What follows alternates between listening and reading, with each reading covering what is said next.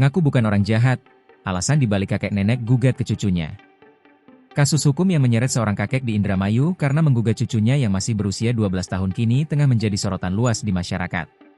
Tak hanya ramai dibicarakan di media lokal, kasus ini bahkan mencuat di dunia maya karena dianggap mengandung ironi. Seorang kakek membawa darah dagingnya sendiri ke pengadilan. Namun, kuasa hukum dari pihak sang kakek akhirnya angkat bicara dan menjelaskan bahwa apa yang terjadi tidak sesederhana seperti yang terlihat di permukaan.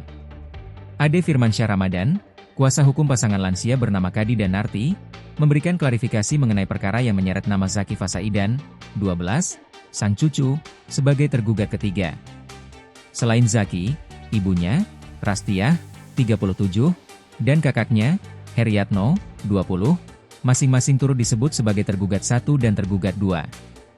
Inti sengketa ini berkutat pada hak tinggal di rumah yang dulunya merupakan milik Suparto, ayah Zaki dan Heriatno, yang sudah meninggal dunia. Rumah tersebut berdiri di Desa Karangsong, Kecamatan Kabupaten Indramayu.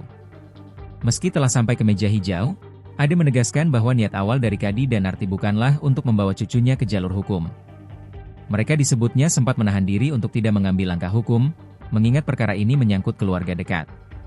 Ini berarti kan mereka yang minta digugat, padahal sebenarnya dari pihak kakek dan neneknya sendiri untuk melaporkan ke polisi atau pengadilan tidak mau, karena ini cucunya sendiri, ujar Ade saat dijumpai di kantor Lebih Dharma Bakti Indramayu, Selasa, 8 Juli 2025. Ia menuturkan bahwa pasangan lansia tersebut kini justru merasa sangat tertekan secara psikis. Tekanan dari pemberitaan dan penilaian publik membuat mereka malu dan merasa telah disalahpahami. Download Tribun X sekarang, menghadirkan lokal menjadi Indonesia.